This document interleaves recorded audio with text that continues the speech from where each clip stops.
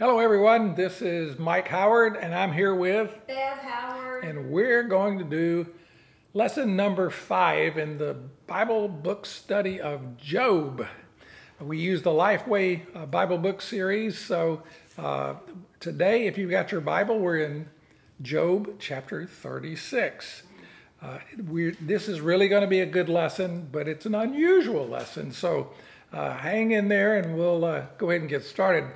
I'm going to review the first 31 chapters of Job That's all? that quickly because the first 31 chapters represents a section of Job that starts out, of course, with God permitting Satan to afflict and persecute Job, and then, of course, Job's 3 friends gather to minister to Job.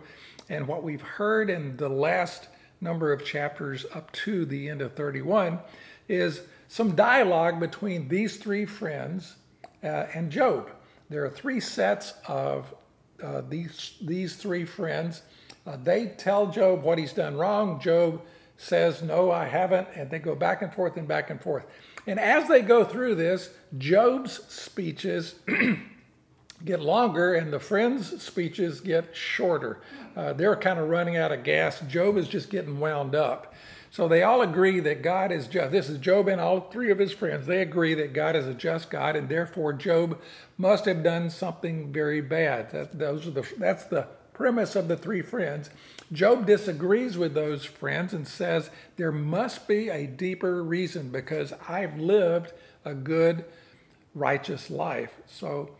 So far, Job has learned or determined 3 things or actually 4 things, as he's gone through this process of conversation with these 3 friends. The first thing he learned, and you can find these in the lessons 1 through 4. First thing he learned was that God is just. However, I, Job, am a good man, and I've been afflicted by God, or at least God has permitted it. And some wicked people that I know seem to prosper.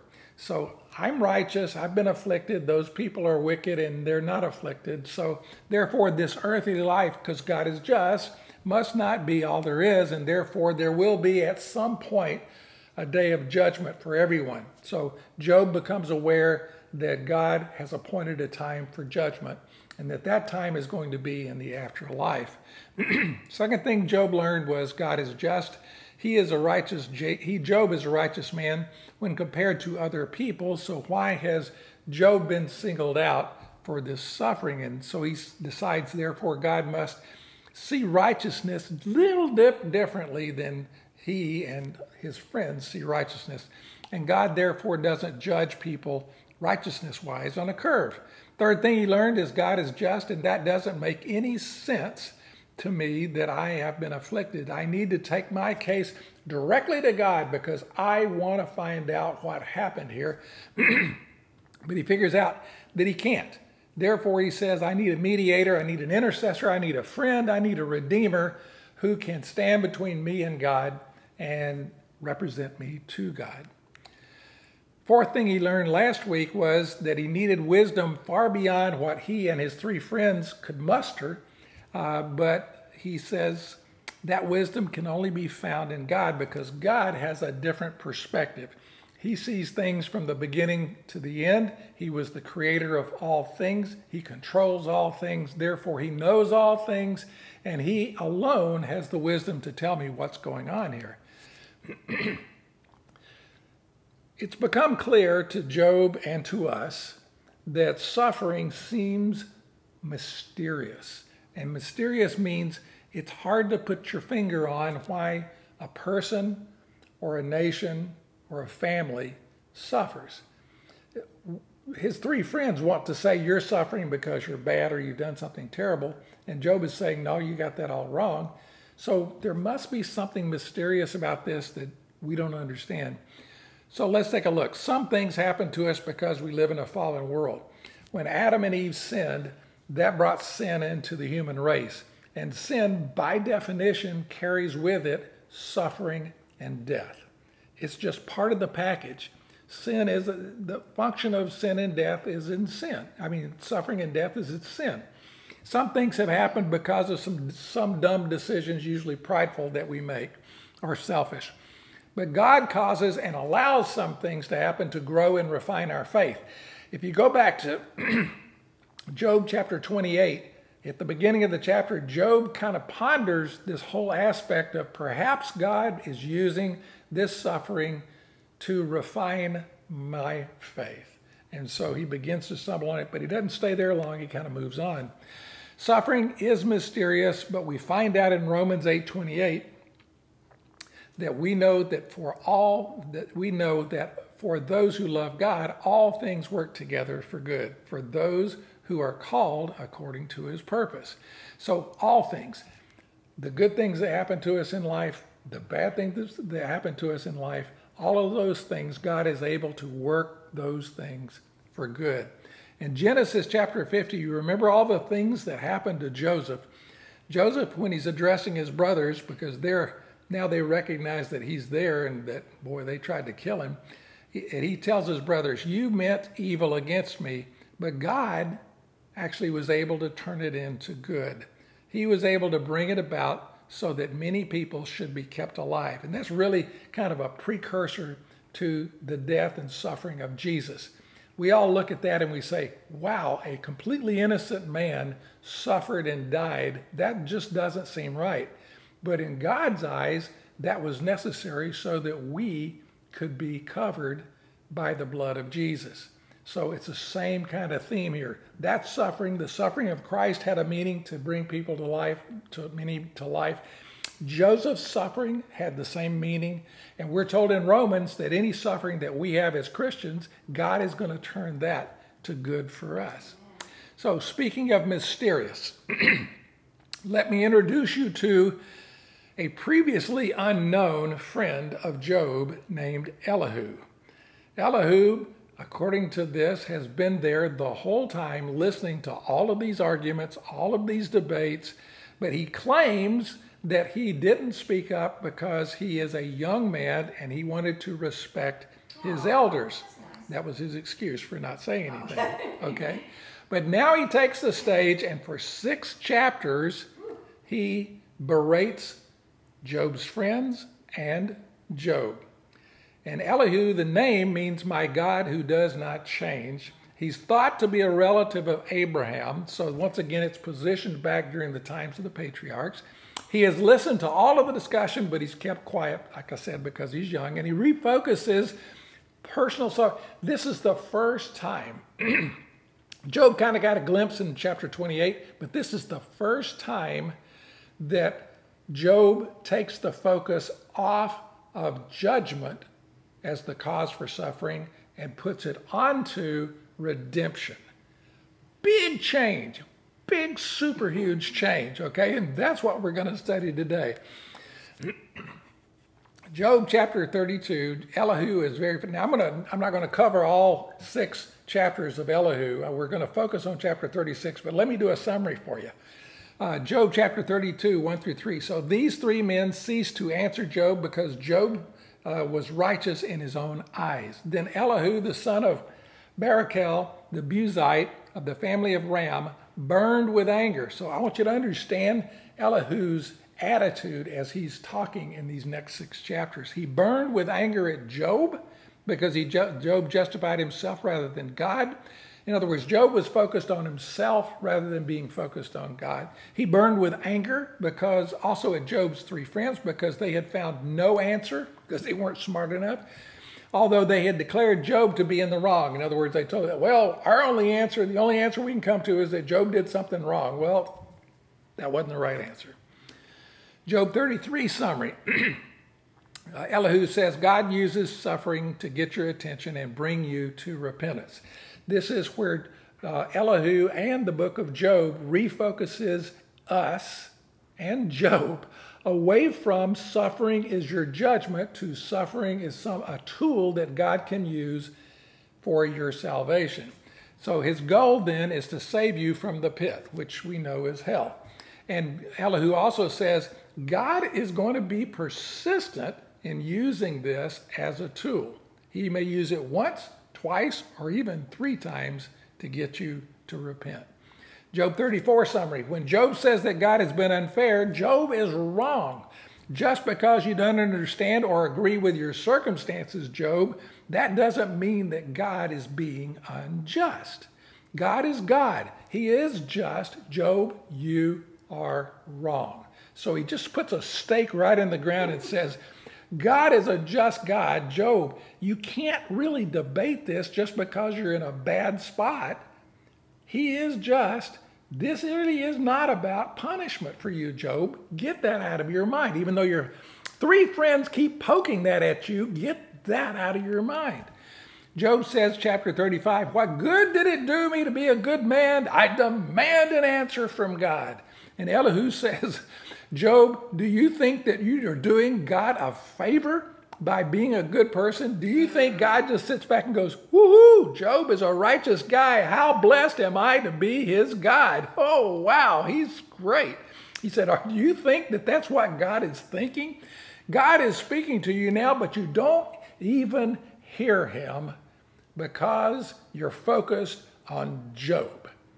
You are having the biggest pity party, and your pride has allowed you to become arrogant toward your God.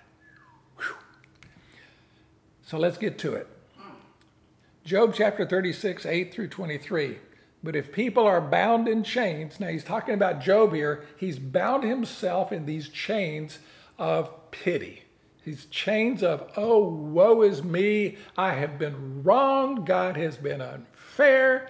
So he says, you're held fast by these cords of affliction.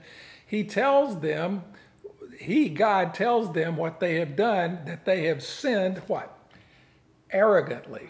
They've sinned arrogantly.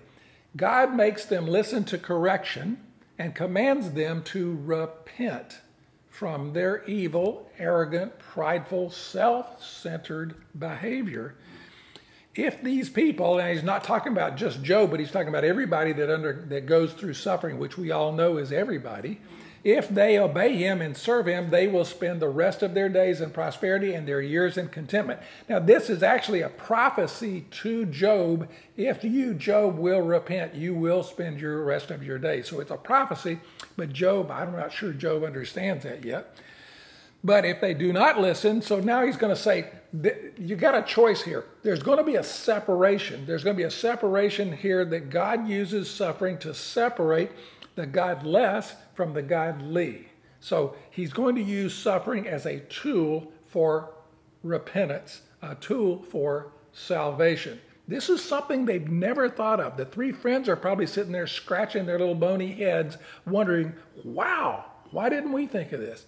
But he says, now he's going to talk about the godless people, the people who don't believe in God, the people who don't obey God. He says, but if they do not listen, they're going to perish by the sword and die without any knowledge of who God is. The godless in heart harbor resentment. In other words, anytime something bad happens to them, they are resentful. If they even believe in God, they resent that God has allowed that to happen. And guess who is kind of headed in that direction?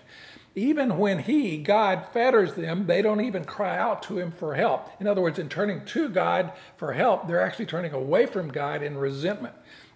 They die in their youth among male prostitutes of the shrines. Wow, where did that verse come from? What does it mean? The point is, a male prostitute of a shrine, this is not a holy, godly shrine. These are shrines to idols. These are shrines to Baal. These are shrines to Satan. And they are male prostitutes. You have, as a male prostitute, committed your life to an idol or to the devil. He says, these are people who are godless. He said, they really are in the same boat as people who have denied God and attached themselves to Satan. We call them Satan worshipers. They're just like servants of Satan. He says, people who, when they suffer and they turn against God, instead of turning toward God, they then are just linked inseparably with basically Satan worshipers. Verse 15, but those godly, okay, so now he's going to talk about, okay, those are what happened to the godless people. So when they suffer, they go this direction. But when godly people suffer, they go a different direction. But those godly who suffer, God will deliver in their suffering. In other words, out of their suffering, he will bring redemption. He speaks to them in their affliction.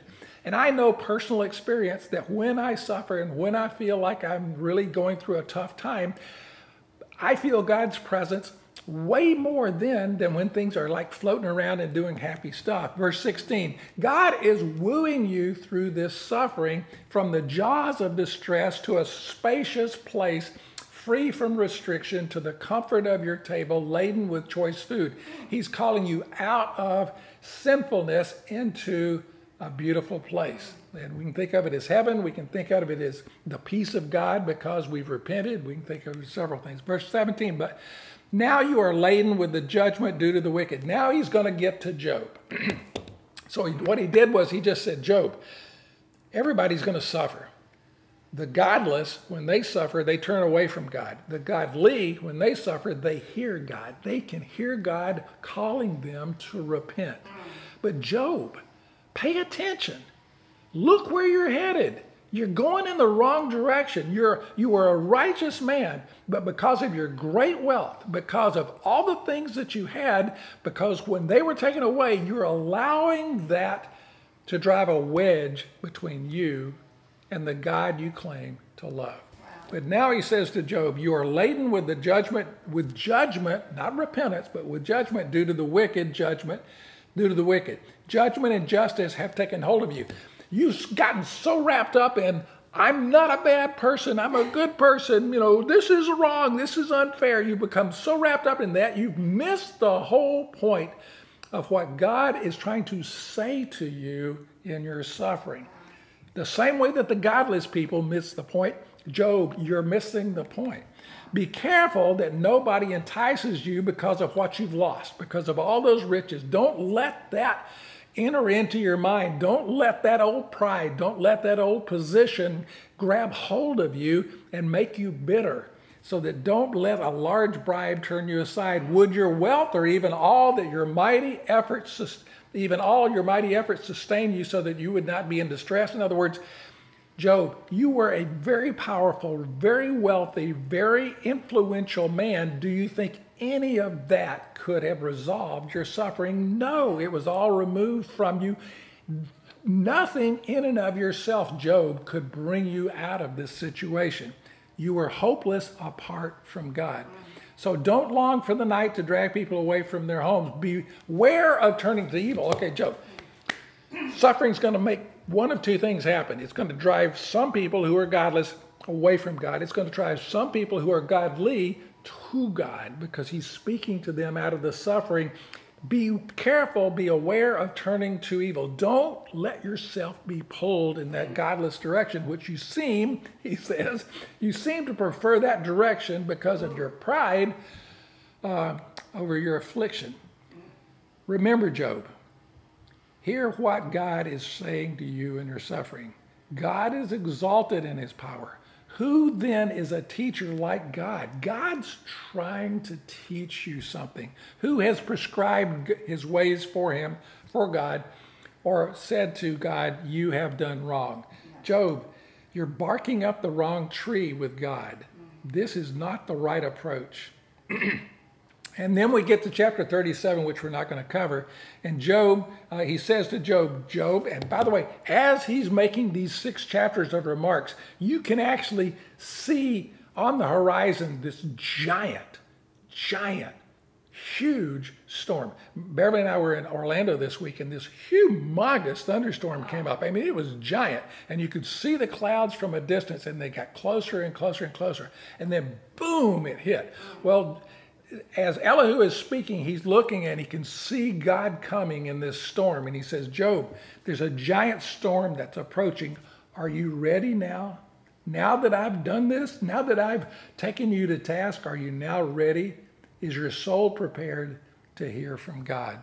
I want you to stop whining and consider the wondrous works of God.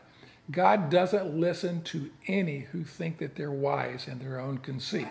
So he's basically, in chapter 37, he preps Job for the impending conversation with God that's going to happen in chapters 38, 39, and 40, and 41. So, summary for believers, suffering isn't judgment. Boom, exploded head. None of the three friends knew this. Job was completely oblivious to it because Job was tied to his suffering like he was bound to his suffering. He had allowed himself to become entangled in it. Elihu proposes that personal suffering in this world is going to come to everybody. It's not for us, you and me, to weigh the justice or fairness of that suffering.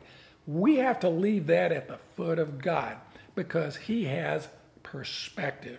However, and this is the point that Elihu makes, there's going to be two ways you can approach this. You can respond to suffering by turning away from God, or you can respond to suffering by submitting and repenting to God. So how we respond is the important thing. With redemption replacing judgment, God then speaks. Job and his three friends have concluded their debate without any answers. Elihu has condemned them for their arrogance and their lack of faith in God's sovereign plan for Job's life. Now God is going to take the stage and speak. So what's my conclusion for this particular part of Job? This mysterious Elihu who comes in and dispels this belief that God was simply judging Job. And he says, think about it. He's not judging Job because Job is upstanding compared to others. But what if he's trying to refine Job? Make Job better through this suffering. Suffering, is it judgment or is it redemption? John chapter 3, verse 17. This is for us, for Christians. As Christians, when we see people suffer, Beverly and I were eating at a restaurant this week, and the waiter, whose name was Joe, was chatting with us, and he said he'd had a hard year. He said the year started out when he lost his wife, we assumed to some illness, and then he had two jobs. He was a bartender at two different places. Both of his jobs went away. Both bars closed. So now he was without his wife, and now he was unemployed. And he couldn't get unemployment. For some reason, there was a technical thing, and it was hard for him to get it. So then he decided to move. Well, if you think about all the things that can bring stress in your life, loss of a spouse, loss of a job, and relocating, moving, those are huge stressors. And we asked him, I said, how did you do during this? And he said, I almost lost my mind. So what did we think about Joe? Were we thinking, Joe, you must have done something terrible because that must be God's judgment on you because of that? Well, it probably was not that. And why do I say that? How do I know that? And the answer comes in John chapter 3, verse 17. And this is, by the way, the first verse after 3:16, for God so loved the world that he gave his only begotten son, okay? For God did not send Jesus into this world to judge or condemn the world. That's going to come later. The same thing Job figured out, that God's justice, his judgment, is going to come later at the judgment throne. We know because of Revelation. For God did not send his son into the world to condemn the world, so that's not the reason Jesus came into the world, but in order what? That the world might be saved through him. So what's the point of suffering today? It's to refine. It's to separate. Those are going to turn from or those are going to turn to. It's for our salvation. Elihu hit the nail on the head, and Job was going in the wrong direction because of his pride and his arrogance. Mother Angelica, who is a favorite person for my friend Terry, moved from here up to Ohio to be closer to his daughter, but he's a big fan of Mother Angelica and what some of her famous quotes. And this is one I think that fits very fine. And Terry, this one's for you. Only in eternity shall we see the beauty of our souls, and only then shall we recognize what great things were accomplished by our personal suffering. Only then will we have the perspective that God has today. Only then will we understand what God was doing in the refining that comes from personal suffering. Okay, pray with me. Father, this has been a great study in Job. Job learned so many things, but he was headed in the wrong direction because he got wrapped up in the whole justice punishment thing. And he knew that that didn't apply, but he couldn't figure out what the answer was. And then you send Elihu to explain that perhaps, just perhaps, that this suffering God was going to use to bring good out of Job's life. It's hard for Job to understand that. It's hard for us to understand how suffering can help us. It's hard for us to understand how pain can be helpful. But Father, your word says that we should not reject the discipline that you bring into our lives. That discipline is the same as the discipline of a good parent, a good father. You only love us. You only want us to be more like Christ. So Father, as you refine our faith, help us not to get wrapped up in our arrogant pride, but help us rather to turn to you and to cry, Abba, Father, we need you and we love you. We know you love us. We know that you're gracious. We beg that you would relieve our suffering. So Father, thank you for Job. Thank you for its wisdom. And thank you for Jesus, who suffered for us so that we might be called the children of God. Amen. In Jesus' name, amen. Amen. Well, love you, miss you. We'll see you soon. Stay tuned for next week, because guess who takes the stage? Our Almighty God. And he's got a lot to say to Job. See you later. Bye. Bye.